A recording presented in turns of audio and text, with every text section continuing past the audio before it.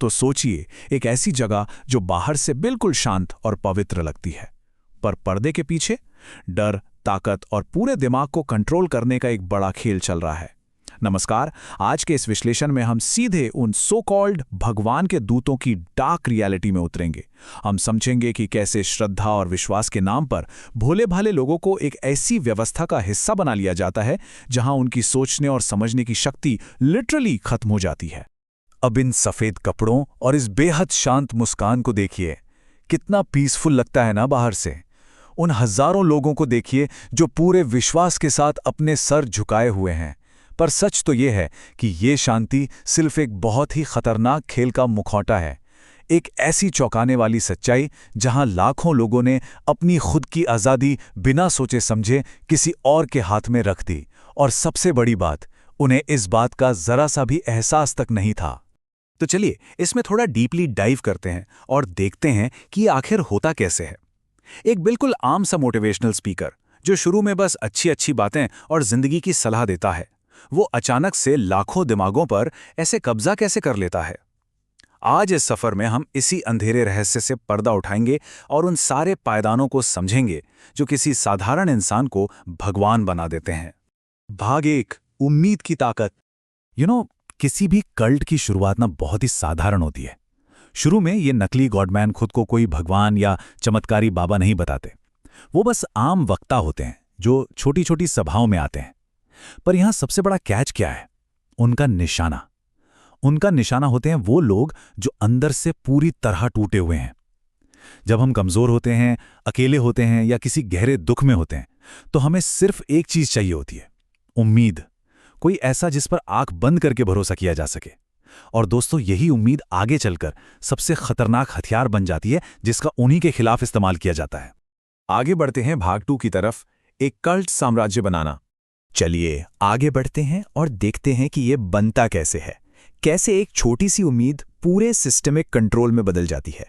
कदम 1, छोटी आशा भरी सभाएं। फिर आता है कदम 2, ये सभाएं अचानक विशाल आश्रमों में बदल जाती हैं। कदम 3, अब आती हैं खास यूनिफॉर्म्स, अलग प्रतीक और कुछ रटने वाले मंत्र। और आखिरी चौथा कदम, पूरी तरह से अलग थलग करना।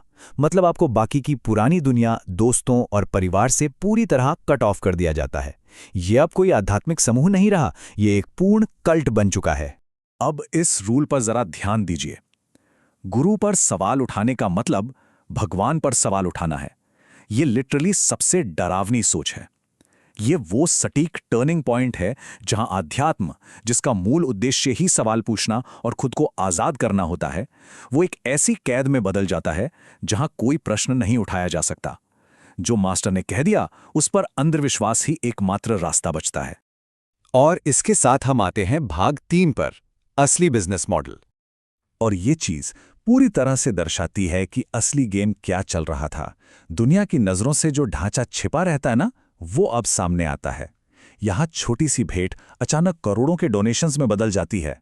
एक तरफ देखिए क्या वादे किए जाते हैं, कोई भी बीमारी ठीक करना, रातों रात चमत्कार, दैवीय सुरक्षा। और बदले में मांग क्या होती है? गहने, पैतृक जमीन और लोगों की पूरे जीवन भर की पूंजी। फॉलोवर्स सोचते हैं उन्हें कृपा मिल रही है, पर असल में उन्हें मैनिपुलेट करके उनकी सारी संपत्ति छीन ली जाती है। लेकिन सोचिए, जब ये बड़े बड़े वादे फेल हो जाते हैं तो क्या होता है? तब इनका मास्टर स्ट्रोक सामने आता है। अगर किसी का कोई चमत्कार नहीं हुआ या थोड़ा सा भी डाउट दिखा, तो उस फॉलोअर को सीधा बोला जाता है, तुम्हारा विश्वास कमजोर है। Can you believe that? गुरु या उसके सिस्टम पर कभी आंच नहीं आएगी। हर शंका को एक हथियार की तरह इस्तेमाल करके उस शिकार को ही दोषी ठहरा दिया जाता है। तो सबसे महत्वपूर्ण बात यह है कि यह पूरा खेल एक गणितीय या मैथमेटिकल इक्वेशन की तरह काम करता है। डर प्लस उम्मीद बराबर नियंत्रण।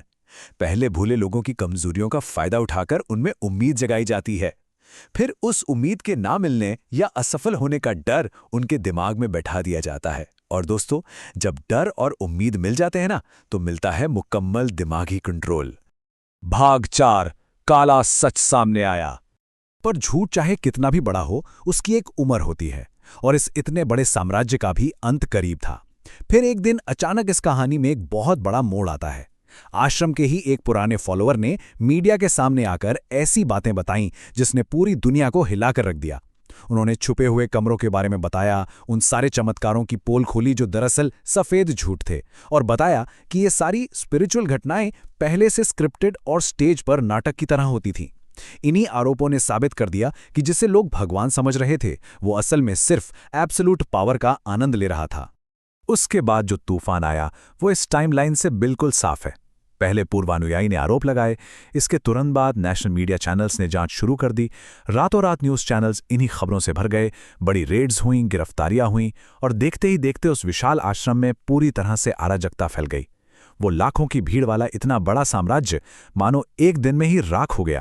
भाग 5, अंधविश्वास का मनोविज्ञान। यहां हमें थोड़ा रुककर उन लोगों के बारे में सोचना पड़ेगा जो इस भीड़ में शामिल थे। जब रेड्स चल रही थी, आश्रम के बाहर हाहाकार मचा था। फॉलोअर सड़कों पर रो रहे थे। लेकिन सबसे हैरान करने वाली बात क्या थी? इतने सारे पुलिस सबूतों के बावजूद ज्यादातर लोग अभी भी यही मान रहे थे कि उनके मास्टर बेकसूर हैं। यह इंसानी मनोविज्ञान की एक बहुत ही दिल तोड़ने वाली सच्चाई है। एक बार जब दिमाग पूरी तरह कंट्रोल कर लिया जाता है तो सच चाहे कितना भी क्लियरली सामने क्यों ना हो, उस सच को स्वीकार करना लगभग नामुमकिन हो जाता है। अब इस स्लाइड के बारे में सबसे दिलचस्प बात यह है कि इस पूरे डार्क कहानी में सबसे डरावनी चीज उस नकली गॉडमैन का फरेब नहीं है। Absolutely not. सबसे डरावनी चीज है उन शिकार हुए लोगों की डेस्परेट मजबूरी। वो इसलिए इस जाल में नहीं फंसे क्योंकि वो नासमझ थे, वो इसलिए फंसे क्योंकि वो किसी पर विश्वास करना चाहते थे। उनकी आश्रय पाने की भूख इतनी बड़ी थी कि उन्होंने सारे खतरे के निशानों को पूरी तरह अनसुना कर दिया। सच में, जब जिंदगी दर्दनाक होती है तो झूठी उम्मीद भी एक चमत्कार लगती है। ये कोट कितना प्रोफाउंडली डीप है ना। इस एक छोटी सी लाइन में उन लाखों फॉलोअर्स की बेबसी साफ दिखती है। सोच कर देखिए, जब हर तरफ से हार मिलती है, जब रोज की तकलीफें तोड़ने लगती हैं, तब अगर कोई आकर सिर्फ एक छोटी सी झूठी तसल्ली भी दे दे तो वो सच में किसी जादू या चमत्कार से कम नहीं लगता। एंड एग्जैक्टली यही वजह है कि माइंड कंट्रोल के ये ट्रैप्स इतने सफल रहते हैं। तो चलिए आज के इस विश्लेषण को इस आखिरी लेकिन सबसे प्रोवोक करने वाली सोच के साथ खत्म करते हैं। अंधविश्वास ही असली जेल है। एक ऐसी खौफनाक जेल जिसकी सलाखें लोहे या पत्थर की नहीं बल्कि झूठी उम्मीदों और डर की बनी होती हैं। और सबसे डरावनी बात, कैदी को पता ही नहीं होता कि वो बंद है। इसलिए जाने से पहले खुद से ये जरूर पूछिएगा, क्या ऐसी और भी अनदेखी दीवारें हैं जो इंसान ने खुद बनाई हैं? ये सवाल डीपली सोचने योग्य है। आज के इस विश्लेषण में हमारे साथ जुड़े रहने के लिए आपका बहुत बहुत शुक्रिया।